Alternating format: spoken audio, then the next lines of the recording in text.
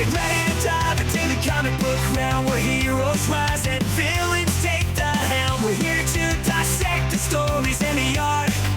Our source material, we tear the panels apart. Issues 9 through 12 of this maxi series, Lois Lane. That's right. We're getting ready to finish out our discussion on the reporter exploits of Lois Lane and her investigative partner, Renee Montoya, The Question. Now, when we last left them, Mark, their hotel room was getting blowed up. Yep. And yet again, we have two normal human beings able to survive an explosion.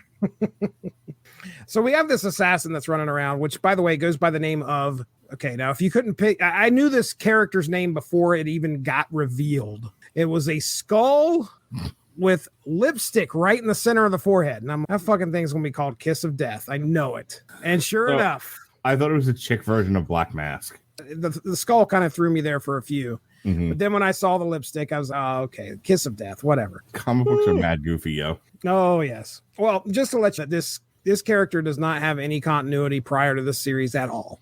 Oh, good. Made up completely for this series. So here we go. As the enigmatic assassin, Kiss of Death, continues her deadly pursuit, Lois turns to the Dark Knight himself, Batman, for aid. He unveils an occult angle to the assassin's modus operandi, sending Lois and Renee down a metaphysical rabbit hole. Lois works official channels to locate Alejandra, Alejandra was her housekeeper, who it turns out the Kiss of Death did something happen to where she replaced Alejandra. Alejandra ends up in a detention center because she's undocumented or something along those lines, or possibly undocumented. Anyway, The hotel worker whose identity Kiss of Death stole to get close, but her efforts leave Alejandra's family in jeopardy of deportation, weighing heavy on Lois's conscience. A new wild card enters the fray, Jessica Midnight. A young woman with latent mystical abilities and ties to alternate realities. Oh, yes. This is the DC universe, after all. We did have a crisis at one point. We've had several crises. Crises. Ties to alternate realities bleeding into this one. Under Renee's guidance, Jessica's powers may unlock the key to defeating Kiss of Death. In a daring trap, Lois lures the assassin out, only for Jessica's reality swapping spell. I say reality swapping, it's actually location swapping spell to go awry. Kiss of Death ends up switching places, with Sister Clarice at a different location. And as she arrives, she was just in the middle of pulling the trigger to try and kill Lois. Unfortunately, she shoots Renee point blank in the abdomen. Jessica, though, however, manages to keep her alive by all attempting to sacrifice some of her life essence. Easy for you to say. Evanescence. While she's getting ready to do this, however, something flips in Kiss of Death's head during this period of time where she also starts to experience this thing where realities are bleeding into her head. And she realizes that she had a relationship with Renee. And before Jessica can do whatever ritual she's doing with this knife and she's about to cut herself, Kiss of Death grabs the knife and, for the love of Renee, ends up cutting herself in order to save her. There you go. Shockingly, the assassin's true identity is revealed. Alicia Sanchez, Renee's star-crossed lover from another universe. Yeah, this fits right in there with Lois Lane Reporter. This is about where the book loses me. Cursed by her cult for their forbidden romance. Yes, I think the name of the place was the League of Sin or something like that she worked for. Anyway, united by this connection across realities, now Alicia and Renee join forces to assist Lois. Alicia and Renee embark on a globe-spanning mission to expose the truth of, I think they go and they're trying to get more evidence or about the murder of Moronova. But they also come back from Chechnya with a heist with evidence so that Lois can pin this thing. All I can think about was be gay, do crime during this whole segment. Okay, what is that? We're just gay and in love and blowing people up because that's what we do. Okay, all right. So Lois gets some evidence. Now she has evidence that she can use to write a story that actually damns the Russian government for the murder of Moronova. All right, then it's time to go on tour because Sister Clarice and Lois have one more thing to do, one more explosive story to let loose on the earth, and that is that there are alternate realities out there, and there may be people that are suffering from these things bleeding into their head. In the aftermath, Sister Clarice establishes something called the Unity House to help those grappling with these memories from other realities. Lois promotes the center and emerging truths about the multiverse on live television, something called the perspective instead of the view. So they go on to the view of DC Universe's The View to tell everybody this, which I don't know if that's the place I would start, but whatever. And though her bombshell report brings Larry Shaw to justice, that happens. That's good. That resolves itself. Larry Shaw, the partner of Daniel Agger that put a hit out on him. Lois understands that this revelation of this multiverse that's out there will profoundly upend the world's understanding of reality itself. And as Sister Clarice posits, truth isn't the same as fact. Where fact speaks to the head, what is true speaks to the heart. We kind of talked about that last episode. What people want to believe in their heart is what they'll believe. That's so right. Okay. So this is 4 issues where we wrap up things with what was an assassination attempt. Can we get the assassin? Oh, let's do some witchcraft. Oh, crap, there's alternate realities. Let's help everybody grapple with the alternate realities while also putting to bed all the reporter stuff I've been doing in the previous 8 issues. Yeah. You said you did the last 2 issues within 15 minutes before you got onto the podcast. Yep. With me. And yeah, there's a lot that is, hey, this is a DC Universe book. You better make sure to mention Crisis. Make sure you put that in. There was an alternate reality. I saw the word multiverse and was skip. Just don't care. It does not. It isn't a reporter story. It's really strange. Yeah, in a book that's supposed to be about like Lois Lane doing some hard-nosed reporting and fighting the good fight and being like yellow journalism and all that. Did we really need the multiverse angle? If that absolutely felt like an editorial note, I could not have been any less interested. My notes on this were: it feels abrupt, it feels unexpected, The non sequitur. Yeah, we transition from a gritty investigative noir to this revelation about some kind of crazy science fiction thing that's happening with the multiverse, which it must have been the superheroes that knew that this thing was that the multiverse was out there or whatever. But so in 2019, we had Endgame, which dealt with the multiverse, time travel and all of that. And we're getting it. And what we're getting next is the multiverse saga. And I have to think there was somebody at DC editorial going, hey, the multiverse is really popular right now, or it's about to be. We need to throw that in the story. And Greg Rucka's, I hate my life. Should have stopped at 9 issues. Yeah.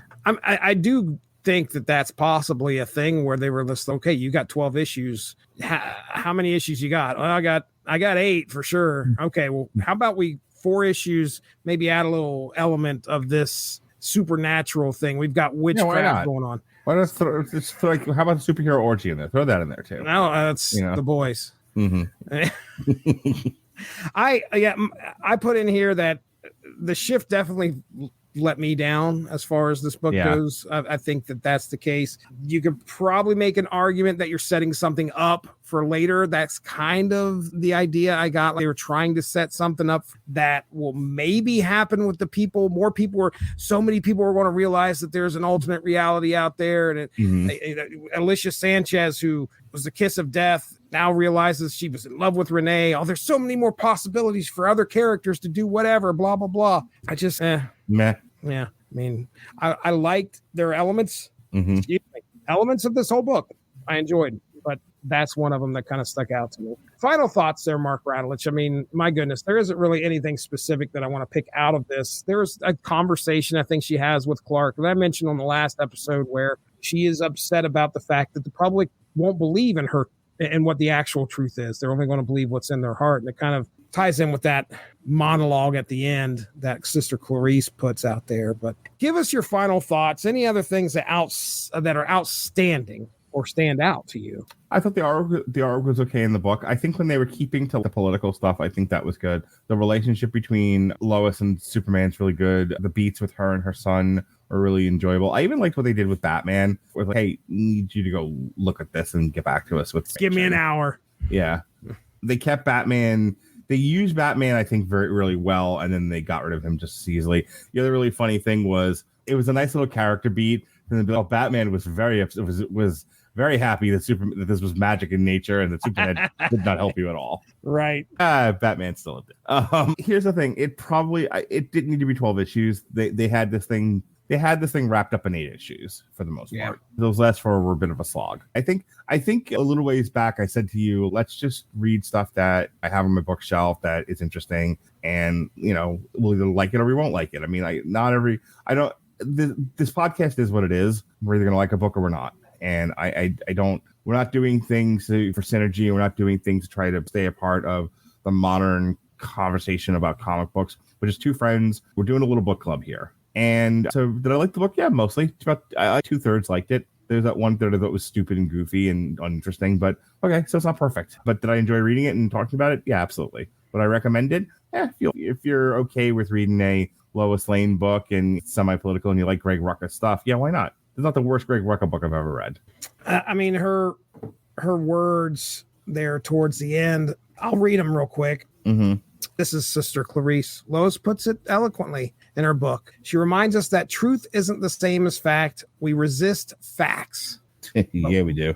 But we embrace those things that we identify as true. We are drawn to it. We seek it. It is how we decide what matters, because where facts speak to the head, what is true speaks to the heart. I said a little ways back, there's certain things I'm not going to talk about anymore on the air, or if I'm going to talk about it, I'm going to try to be nicer about it. But I remember an argument with Melissa going something like, there's no such thing as absolute truth. And if I feel something is true, then it is true. And it was one of those statements that definitely made me want to put my head through a wall. The problem is she's not alone. A lot of people feel that way. Mm-hmm. What I feel is true, even if it's not factual, which makes it hard to live in this world. Yeah. Yeah. When your life is determined by your emotional state and what you believe is determined by your emotional state, I think that's the dangerous thing. Yeah. It's going to alienate a lot of people who are looking at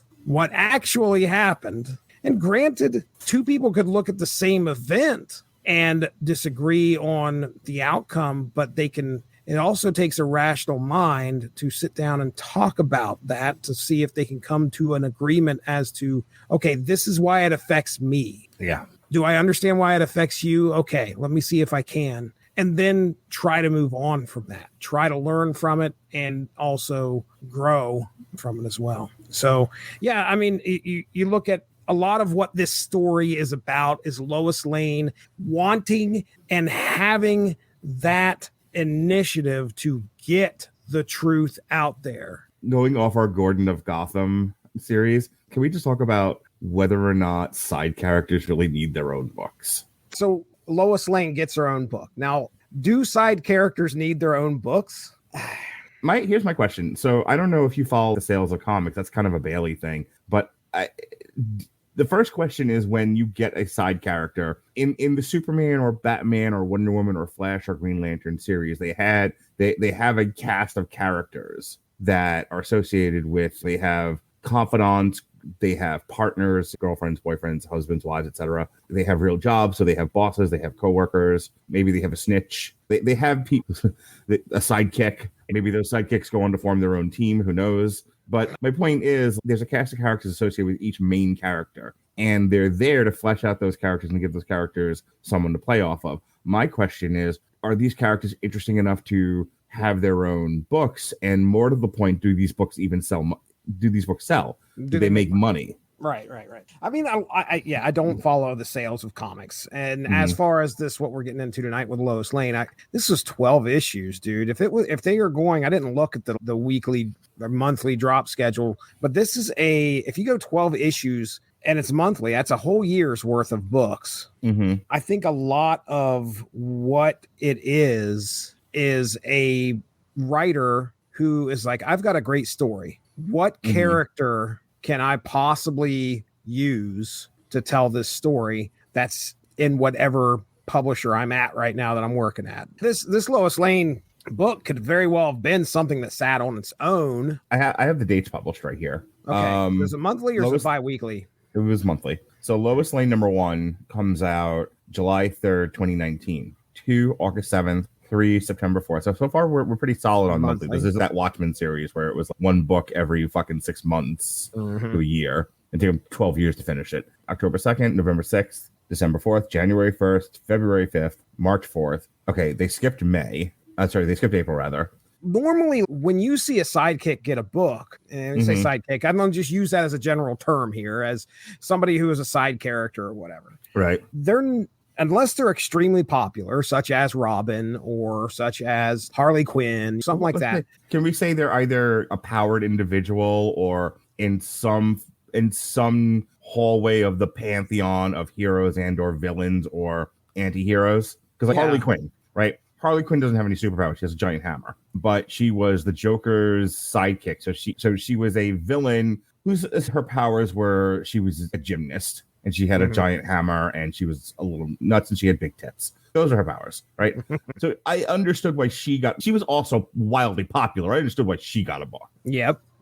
Well, and Greg Rucka's running around with a story in his head going, okay, who can I use to adapt this story? And I've got a pretty good, I would love to know if the idea came first with, okay, I got a great story for Lois Lane, or if it was a situation where he's like, I've got a great story, who do I use? Oh, Lois Lane's perfect for this. And I'll kind of throw Superman in there. And Superman does play a role in this. And so I might have misspoke when I said that it is something that could have stood on its own because he was a very natural part of this story. This isn't Garden of Gotham where Batman was shoehorned in or Swamp Thing because fuck Firestorm. Like these don't feel like editorial notes. She has a relationship with Superman, and part of and one of the subplots of this book is her being able to have her own agency, her being able to do her job. She has to be quintessentially Lois Lane without being Superman's wife, Superman's girlfriend, whatever the fuck she is. I mean, they've had a kid together. I assume they're married. It's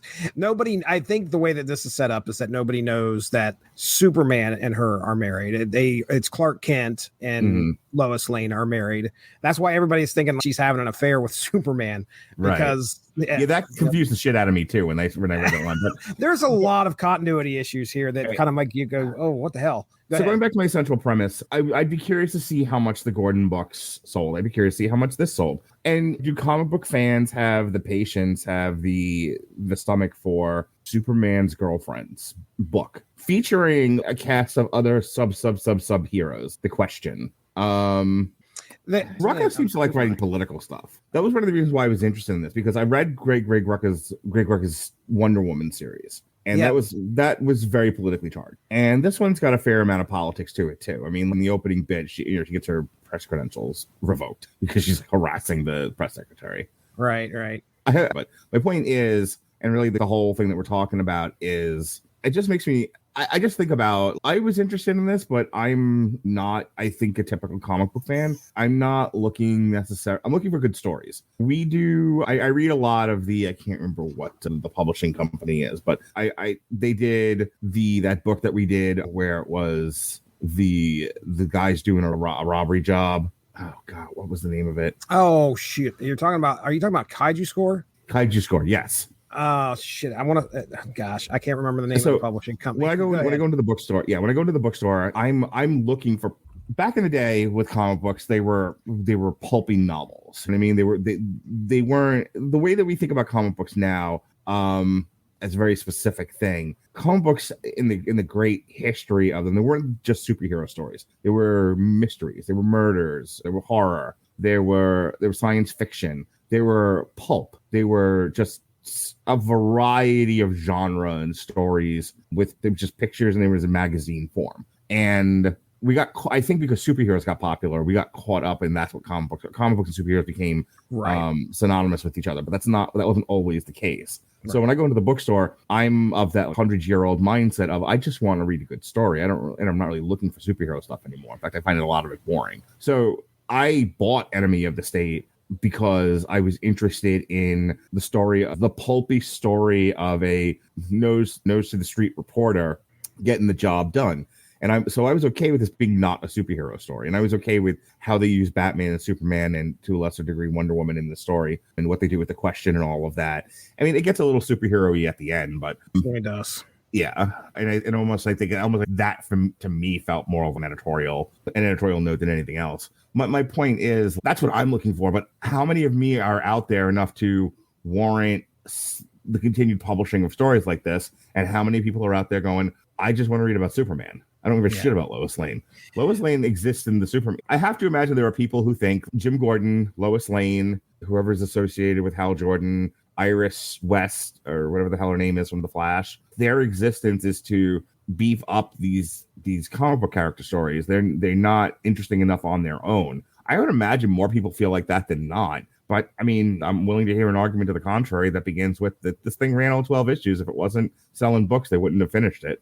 Well, I think a lot of what sold this book, number one, is the name attached to it, Greg Rucka. Mm-hmm. Because you and I are from the school of when we went into the comic store, we looked to see what was on the shelves and we looked at the cover. We weren't, at least I wasn't looking at who was writing the books back then. Right. Nowadays, it's a different story. It's 2019. People are aware of who these writers are. Greg Rucka's got a long resume under him. So if they're soliciting a book that says Greg Rucka is going to write a Lois Lane story, they are mostly pinning their name on Rucka and hoping that what he can write will deliver. And so your contention is not so much do side characters need their own book so much as if Greg Rucka or Todd McFarlane or Ed Brubaker or Keith David Diamond Stud got all Dallas Page. If any one of these people has a book on the newsstand, that's what's selling the book. Is that your contention? Yeah. Well, I don't think people are a normal passerby that is going by and doesn't know the name is not going to be like, oh, Rucka. You know, they obviously have got to know the name and order the book. So I think it's all about ordering ahead of time if the book is going to sell. I don't know if Lois Lane is sitting on a newsstand and people are picking that up. I think Lois Lane is being solicited in some type of in DC Comics, and then you go to your comic book dealer and you say, I would like you to put this on the pull list for me, please. And then it sells that way. Let me ask you a question. Do you think the average ham and egger, the average comic book buyer, the average Superman fan, the average Pat Mullen gives a fuck about Lois Lane? I don't. Enough to support buying an entire series. I mean, you'd have to be a super fan of Lois Lane to go, I want all 12 issues just because it's Lois Lane. Right. I think that as far as this series would go, it isn't like it's tying anything into anything. It's not some big, it's definitely something that I want a good, right. I want a good story that's being told in 12 issues, which I was kind of mentioning earlier. A lot of side characters, when they got a book, I was just sitting here thinking of Microchip, who was the side character for Punisher. He was the sidekick. He got a miniseries. It ain't no 12 issue series. And I will also say that this book is very deconstructed, is I guess the best word to say. It's a situation where I say deconstructed, but regardless, it's not, man, event is happening all 12 issues. It's a very cinematic slow burn. Yes. Like, other than the goofy, witchy comic book stuff at the end, this was absolutely a hard-boiled, quasi-political drama about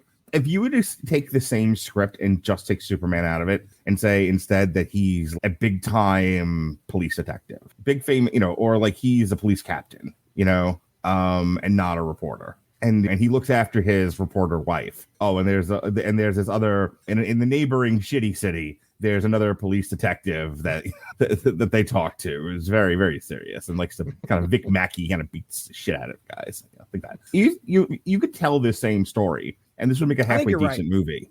This would make a halfway decent. It would go straight to Netflix. Don't get me wrong. No one's going to the theater to watch this, but this would absolutely get views on Netflix or Amazon Prime as a story about this reporter who is in over her head. She's solid at what she does, but she's in over her head now, and she's trying to figure out this mystery. And oh, by the way, she's under the gun of an assassin. She's getting a little too close to the story. Oh yeah. There's grist for the mill here, and don't get me wrong about that. But I'm always of the mind of, is there a market for this? Right. And is Lois Lane in and of herself a popular enough character to warrant such a thing? I mean, again, I go back to my question is, do Superman fans care enough about Lois Lane to follow her in her own book? Superman fans I think they might. Lois Lane's been around forever.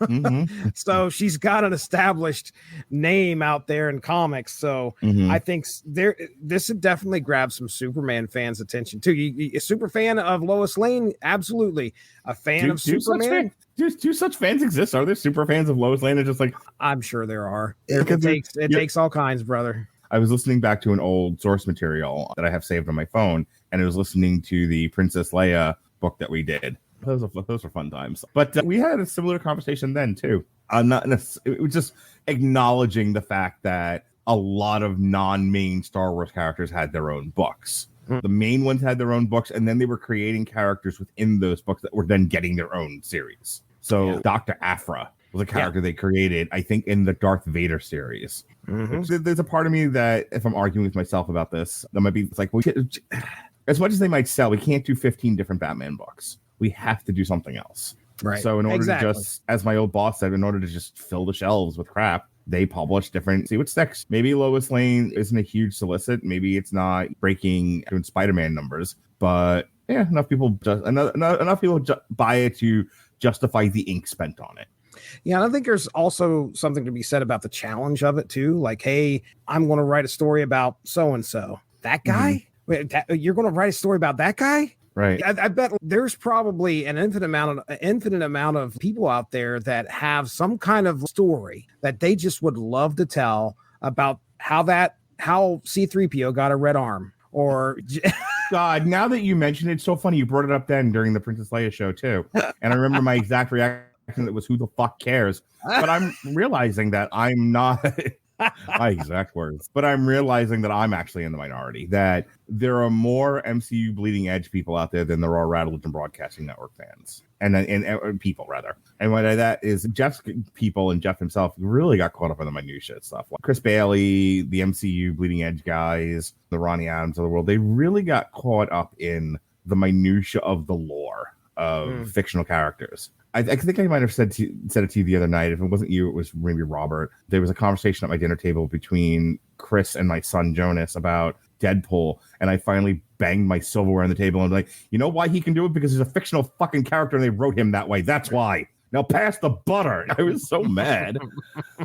Because this is what people are into. For whatever reason, it is easier to sort of detach from reality and hyper focus in on the minute details of fictional characters than it is examine your own life. Right. And while I'm not that way, I'm clearly outnumbered 100-1. Yeah. There's definitely something to be said about, if there is a world that you love, then somebody is itching to explode it if there's enough people that love it, and they will explode it to where you look at every little detail. Okay, we're going to dive into that little section now. Now we're going to tell a story about Lois Lane, and be ready, because in defense of that position, I said how long I spent weeks on Wikipedia pages reading about Lord of the Rings characters. I'm sure you did. Dude, I've got my own stuff that I love and that I absolutely will dig into and want to learn more about, and wish there was some. I listened to all 3 series of Back to the Future Minute, which took remember, as soon as you started that sentence, I knew that's where you're going with this. I know you so well. The films minute by minute and explored it. I know there's one out there for Lord of the Rings. You ought to find that. I bet you'd love it. If I don't throw myself into oncoming traffic, for sure. You would love it. You would absolutely love it. When they throw you into Lord of the Rings, the Hobbits have been around for a while. Bilbo's been around. Bilbo, confirmed bachelor, has been around for a while. But he has a whole history as to why he's rich and a confirmed bachelor. Why he has all this money that he can just kind of be a man about town, which he was. When Gandalf finds Bilbo, I don't know if that. When Gandalf finds Bilbo, he is just living it up. He has his family's fortune. He has this nice flatware. The doilies. He doesn't do shit. Look at the character. Look at the hobbits of Hobbiton. They're farming. They're tending gardens. Everyone's got shit to do, and he's just jerking off, smoking a pipe. He don't give a fuck. When Gandalf finds him, he was just, look, you fat fuck. Maybe go out and have some adventure. Have a life. Stop resting on your family's fortune. And so he does. And so I was actually looking into that. There was a period where I was digging into Bilbo's family tree, and then and how he got to have the fortune that he does. I was also, I think, because I was a little confused by who the different sects of dwarven families. There were the dwarves of Moria. That look at me like I sound like such a nerd. I just want to throw myself down a flight of fucking stairs right now. Please continue. There were the dwarves of Erebor, I believe it were, and I was looking at, and then there's the dwarves that fucking show up at the Battle of the Five Armies. And so, who are these dwarves? Where are their kingdoms? Why are they in the state of disarray that they're in by the time we get to the War of the Rings? From the Hobbit to the War of the Rings, what happened to all of these different things? And I sat and fucking read about it for like days. Yeah. Trying to figure this all out and map it out in my brain so I became an expert in it and be able to talk at a dinner table. If they made a comic book about what you read, would you pick that comic book up? Yes. And yes, he would. And I'm ashamed to say that out loud. All right, I'm gonna go. That's Thanks. your Lois Lane fans right there. Okay. Okay. All right. Touche, my friend. Touche. That's great. By the way, you mentioned that there was a month gap. They missed a month. What month was that again? Do you remember off the top of your head? April of 2020. This started in 2019. It had to have been April. Yeah, it's April 2020 is missing. It would have been. I wonder what the hell happened then. I don't know, but again, at least it wasn't Watchmen or whatever that. COVID fucked up the distribution of comic books. You're not wrong. Yeah, I didn't even think about that. Well, that's what that. You're right. That was 2020. Yeah. This was in the middle of that series, and I remember, dude, fucking publishing and shipping of comics was on fucking fire. They had no idea how the hell they were going to continue. And as a matter of fact, the repercussions of what was going on with distributors, Diamond and all this other shit, it changed things big time. DC Comics was one of the mainstays that kind of it had to find its own way to ship things. It was crazy. But anyway, yeah, COVID fucked things up. Sure, you couldn't go near people for a while. How the fuck were you supposed to ship stuff? So fucking. It wasn't. Oh no, it wasn't. It probably like blocks of comics in front of places like running away with DoorDash. It's probably not in your graphic novel, but I saw it in one of the issues. They had to fucking stay 6 feet apart. It had Flash and Plastic Man. Plastic Man had his hand out, and he was trying to stay 6 feet apart from the Flash. And it was, that's hilarious. No, it's not in my graphic novel. I would have mentioned it to you. It's crazy. This was 12 issues, a big ass maxi series of Lois Lane. Mark Radulich, tell people all about what is going on with the W2M network and the Radulich and Broadcasting Network. I am at Mark Radulich on TikTok, Mark Kind, MARKKIND 76 on Instagram. We are W2M Network. All the Radulich and Broadcasting Network stuff it's on the W2M Network, Twitch and YouTube. We have a landing page. It's W2MNetwork.com, W2Mnet.com. But if you're just looking at strictly audio, for those of you who still do that sort of thing, we are on Spotify and Apple Music and all your other podcatchers on Radulich and Broadcasting Network. All right. Well, with that being said, you guys, you'll hear my plugs at the end. We are getting out of here. That's Mark Radulich. I'm Jesse Starcher. Thank you for joining us. Have a good one. Bye-bye. Thanks for joining us. All of this would not be possible without W2Mnet.com, so make sure to seek them out for more podcasts. If you enjoyed what you heard today, please feel free to share, and we look forward to entertaining you again soon. Sorry. Okay. Oh, look, I hit the record button. See, I hit it. Suck my dick. So March was May. March was May, and May was March. Shut up. Iran. Those were fun times. He's like, hey, I've got an idea of what I want to do with you guys. I was like, okay, sure. What do you want to do? He's like, Old Man Logan. I'm like, too fucking late. Several years. By 8 years too late. So yeah, we were running out of shit. Yeah. Hey, have you guys covered the Infinity Gauntlet? Oh my God. 3 times, as a matter of fact. Yeah, as I was writing. Whose mom hasn't walked in on us in the shower? I just told you about all that. And you bend over to pick up the soap that you dropped, and there's your mom sticking you with the broom. She's like, I asked you, sweep the fucking, just mine. All right. Just yours. Just yours. You and me and Robert, there's no fucking way we're getting done in less than 2 hours. There's just no fucking way. I got a 2-hour recording session with my man, my main squeeze, my number one partner, the bratty submissive. So I hear you when your wife takes control of the bedroom. You're still a little submissive. It's a bit of a show. No. John Jacob Jingerheimer. He has a lot of names. And that ends with fat women getting milked it is the only thing keeping that chat from Mad Max times and fat chicks getting milked. Okay, it's the only thing. Please change the chat name. Is there a Mad Max titty milk theme?